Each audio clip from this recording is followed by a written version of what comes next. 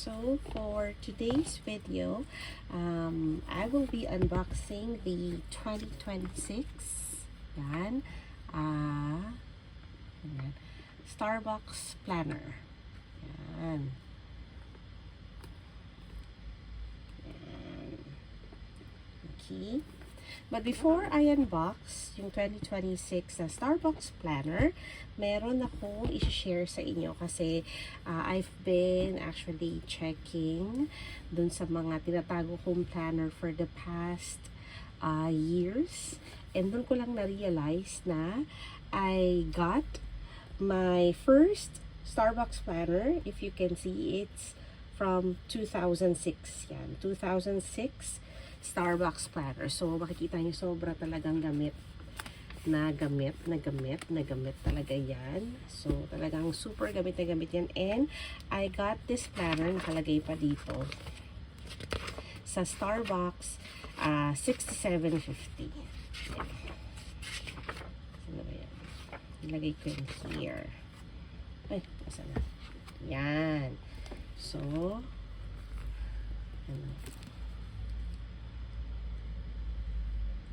ano eh. Yan. So, basta yan. Nandyan siya. Yan pa yung photo ko. So, Starbucks 6750 ang nakalagay dyan. Yun. Okay. So, just want to also share some stories about Starbucks before. Kasi, since college, so since I've been collecting nga yung Starbucks planner way back 2006, parang na-realize ko there are really a lot of changes that already happened during that time until now, kasi medyo mas, I can say, medyo mas personalized yung feeling whenever you enter or whenever you're going to Starbucks before compared right now, especially if you are consistently going to the same Starbucks na place. They will, or baristas will often say na your name even if you enter. Alam na nila yung pangalan mo kasi kumbaga lagi ka na doon pumupunta and they always ask your name, diba, for the cup. So, ngayon naman, parang medyo ibang-iba na siya. Not unlike before na mas familiar yung mga barista sa'yo. Maybe they can recognize you as often going to that same store, pero hindi nakagaya before na they really greet you with your name. Kumbaga, kilala ka nila pagpasok pa lang, that's MR, parang ganon. Ngayon, parang bihira na lang.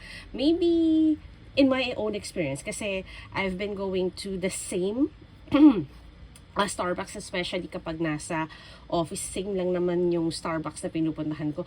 Parang bihirang-bihira yata akong nakikila. And medyo parang minsan kapag lagi nang tinanong, and also same, barista rin yung nagtatanong ng pangalan, parang, tinanong na naman yung name ko. But again, nothing wrong. That's just my opinion. Pero if you are experiencing the same experience that you had noong pang Starbucks dati na kilala kayo ng mga barista yun, then maganda yun, diba? So that's just my opinion. But right now, I am here, of course, to unbox this 2026 Starbucks planner. Actually, this is already the third planner that we have.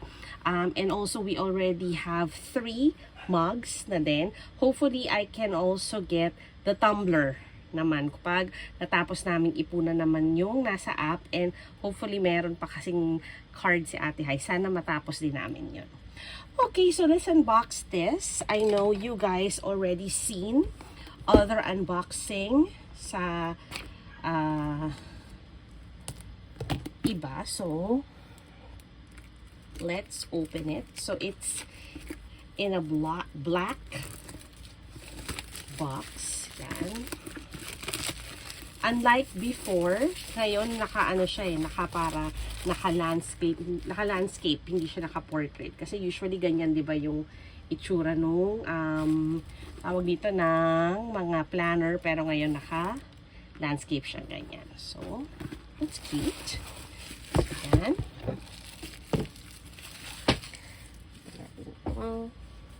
Okay. So, let's open it. Naka-landscape siya, pero pag binuksan mo rin pala siya, nakaloka. Pag ganito rin pala. Okay, so here it is. So, it has a cover in black paper na may sticker, transparent sticker. So, here it is. There you go. Yun. Oh, diba? Yan siya. Of course, the Starbucks logo is there. Yan. And also, baka isipin nyo, hindi ko rin nasabi. And unlike previous planners, kasi ito I'm not sure kung meron pa. Unlike previous planners, meron to laging mga freebies. So, imagine, meron pa ako ditong Starbucks tissue. May Starbucks tissue. Meron siya dating mga libre. Yan o, kaya siya meron gantong ito. Kung anong mayroon, makita natin siya. Yan, mga ganito. Find your favorite. Ay, nakalagay. Find your favorite. Meron dito mga kagaya nito.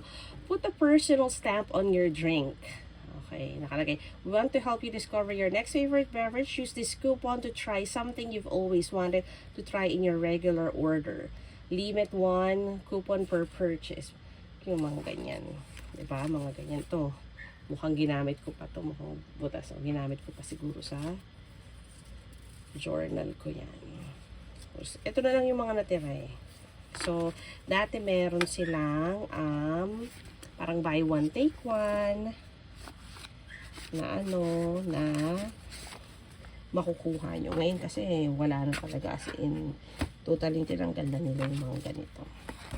But anyway, it's still a tradition. Parang ibang-iba pa rin whenever it's November. Tapos you'll be collecting stickers. Parang iba pa rin. Tsaka noon naman kasi walang stars. Wala namang app. Whenever you purchase a drink, hindi ka naman makaipon ng stars. And after 100 stars, magkakaroon ng free drink or pastry. Ngayon kasi meron na. So again, let's go back. So here's the planner itself.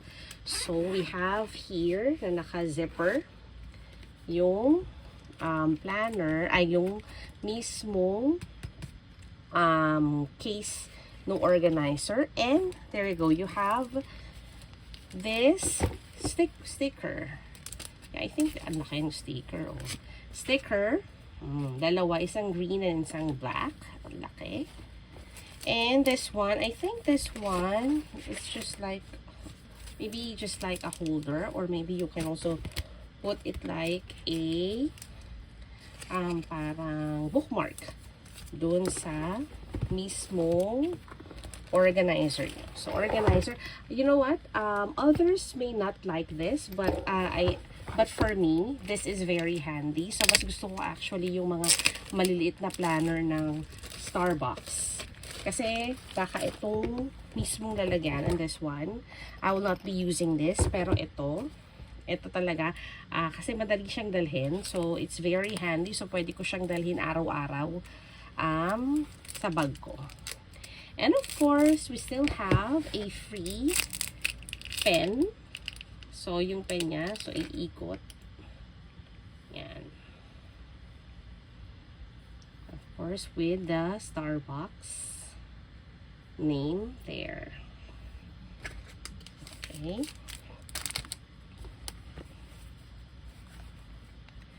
What do we have here? Siyempre, lagi natin tinitingnan, no? Yung sa ating birth month. So, okay. So, mukhang yung location ng mga Starbucks ang nandito. Yes. Oh, look at this. Like, for example, in January, what they have is the West Ortigas. Tama ba? West Gallery Place, BGC. Ortigas. West Gallery Place, BGC. Yung mga Starbucks locations. So, let me check my birth month. Kaya ko siguro nasabi yung Ortigas kanina. Kasi, sa June is Ortigas Avenue Extension, Pasig. Yan. So, yun yung mga design na per month ng Starbucks ngayon. So, ano kayo pinakamaganda? So, what do you think?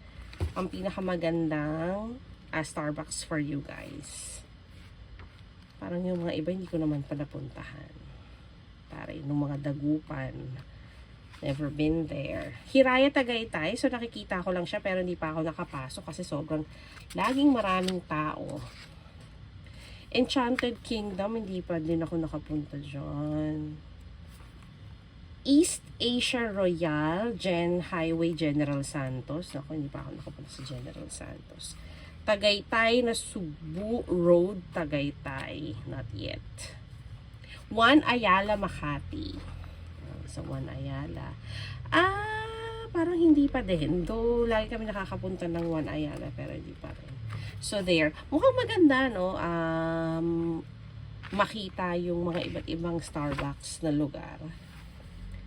Central Block, Cebu. I'm not sure kung ito yung napuntahan namin nung nag-Cebu kami. Kasi nakapunta rin kami sa Starbucks Cebu dahil I bought yung mug. Santiago, Maharlika Highway, Santiago. So there. So if you are still planning to get any merchandise, if you are still getting or earning those stickers, so sabi nila extended sila until January 8 for you to collect. So if you are still collecting stickers, or if you are earning it with your friends or with your loved ones, so meron silang ibang merchandise. So you might want to check. Yan, nilalagay ko dyan kung ano yung makukuha nyo. And for us, so I already have this planner and also the mug. Cute kasi yung mug with a bag. Pero yung bag medyo maliit siya to be a lunch bag. So there. But thank you guys for watching. I'll see you guys again real soon.